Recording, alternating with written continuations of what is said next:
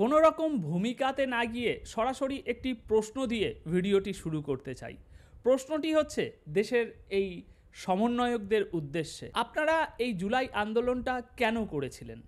আপনারা আজ সারা দেশে এই যে দাপিয়ে বেড়াচ্ছেন, এই জুলাই আন্দোলনের সমর্থনে যে শক্তি পেয়েছেন, সেই শক্তির উপরে ভিত্তি করে, তাই না? কিন্তু এই শক্তিটা আপনারা পেলেন কোথা থেকে? আপনারা সমাজে কিছু পরিবর্তন আনবেন, দেশের মানুষের জনজীবনকে কিছু উন্নতির দিকে নিয়ে যাবেন, এগুলোই আপনাদের প্রধান শক্তির ভিত্তি, তাই না? কিন্তু আজ কী খবর সামনে বেরিয়ে আসছে? আপনাদের প্রধান বক্তব্য কী ছিল? বৈষম্য দূর করা। এখন বৈষম্য এই জিনিসটি অনেক বড় একটা ওয়াইড জিনিস, সুতরাং অত কঠিন বিষয়ে ঢুকবো না, সহজ করি আরও বিষয়টা। আপনারা কি চেয়েছিলেন?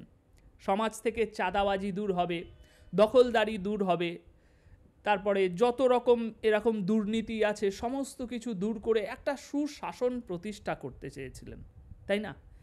কিন্তু সেই চাঁদাবাজি আর দখলদারিতে যদি আপনাদেরকেই এখন নিযুক্ত হতে দেখা যায়, তাহলে আজ যে মানুষদের সমর্থন নিয়ে আপনারা এই এত ক্ষমতাশালী হয়ে উঠেছেন, তাহলে তো সেই মানুষেরা আজ এটা ভাবতে বাধ্য হচ্ছে যে ভাই, আপনারা আমাদেরকে ব্যবহার করেছেন, আপনারা আমাদের জীবনে বিশেষ কোনো উন্নতি আনার জন্য, আমাদের দেশে আমাদের সমাজটাকে আরও ভালো করার জন্য আপনারা এই আন্দোলনটি করেননি।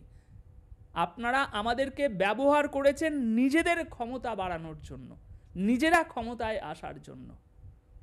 যাদের বাসে ওঠার পয়সা ছিল না, তারা আজ হেলিকপ্টারে ঘুরছে এই আমাদের সমর্থনে, আমাদের পেশি শক্তিতে, আমাদের বাহুবলে। কিন্তু আজ একই ঘটনা ঘটছে। দর্শক, বরিশালে রূপাতলী বাস টার্মিনাল এলাকায় প্রধান সড়কের পাশে 22টা স্টল নির্মাণ করে ভাড়া দিয়েছিল আওয়ামী লীগের এক নেতা।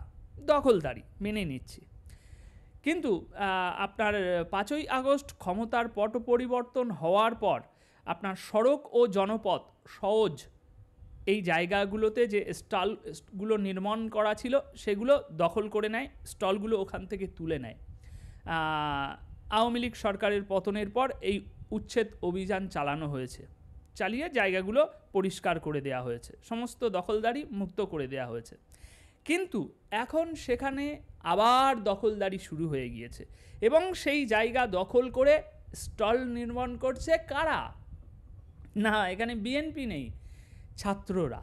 তারা সবাই বৈষম্য বিরোধী ছাত্র আন্দোলনের সঙ্গে যুক্ত রয়েছে। এখন গতকাল সেখানে গিয়ে দেখা গিয়েছে যে উচ্ছেদের খালি জায়গায় অস্থায়ী স্থাপনা তৈরি হয়ে গিয়েছে এবং সেখানে ব্যবসা প্রতিষ্ঠান বসে গিয়েছে ইতিমধ্যে। সেখানে এখন কাঠের স্থাপনার নির্মাণ কাজ চলছে, যেমনটা ছবিতে এখন আপনারা দেখছেন, এবং শ্রমিকরাও রীতিমতো কাজ করছে আর তাদের তদারকি করছেন ছাত্ররা। এখন স্থানীয়রা জানাচ্ছে যে বিশ্ববিদ্যালয়ের সমন্বয়করা এখানে ঘর তুলছেন, জুলাই স্মৃতি ফাউন্ডেশনের নামে দোকান হবে। মানে এই যে জুলাই স্মৃতি ফাউন্ডেশন, এই যে ব্র্যান্ড নেম, এই ব্র্যান্ড নেমটাকে তারা এখন ব্যবসায় রূপান্তর করেছে। এছাড়াও খোঁজ নিয়ে জানা যাচ্ছে যে তারা বৈষম্য বিরোধী ছাত্র আন্দোলনের বরিশাল মহানগরের আহ্বায়ক শাহেদুল ইসলাম শাহেদের সব লোকজন, মানে এখানে যে ছাত্ররা তদারকি করছে তারা হচ্ছে এই বরিশাল মহানগরের আহ্বায়কের লোকজন। তবে এই বিষয়ে আপনার সওজের জমিতে ঘর তোলার সম্পৃক্ততা থাকার কথা অস্বীকার করেছে এই সমন্বয়ক। তিনি জানাচ্ছেন যে সেখানে ঘর তোলার কথা শুনেছেন, এ বিষয়ে তিনি খোঁজ খবর নিচ্ছেন, এর বেশি তিনি কিছু বলতে চায়নি। আমরা দেখতে পাচ্ছি ঘর তোলা হচ্ছে এবং তার অধীনে থাকা ছাত্ররা সেই ঘর তোলার জন্য তদারকি করছে, কিন্তু আপনার মহানগরের আহ্বায়ক বাবু কিছুই এ বিষয়ে জানে না, শুনেছেন শুধু। আচ্ছা, এছাড়াও উচ্ছেদ হওয়া জমিতে নতুন করে ঘর তোলা হচ্ছে এই বিষয়ে সওজের বরিশালের নির্বাহী প্রকৌশলীর কাছে প্রশ্ন করা হয় যে কি হচ্ছে না হচ্ছে। সেখানে তিনি উত্তর দিয়েছেন যে এ বিষয়ে আমরা কিছু জানি না, লোক পাঠিয়ে খোঁজ নেওয়া হবে। মানে এরকম একটা জনবহুল এলাকায় এরকম একটা ব্যবসায়িক মহল যেখানে অ্যাক্টিভ হয়ে রয়েছে, সেই জায়গায় এরকম অবৈধভাবে এতগুলো স্টল নির্মাণ হয়ে গিয়েছে, অথচ প্রকৌশলী কিচ্ছু জানে না, এখনও কিচ্ছু জানে না। আপনার লোক পাঠিয়ে খোঁজ নেওয়া হবে। এছাড়াও তাকে প্রশ্ন করা হয়েছিল যে ছাত্ররা ঘর তুলছেন এবং কাজ বন্ধ করবেন কিনা আপনাদের চাপে, এই বিষয়ে জানতে চাইলে তিনি বলছেন যে আমরা কাজ বন্ধ করে দিয়ে চলে আসার পর তারা আবার কাজ শুরু করবে। এখানে শক্তি প্রয়োগের বিষয় আছে, মানে ব্যাপারটা বুঝতে পারছেন?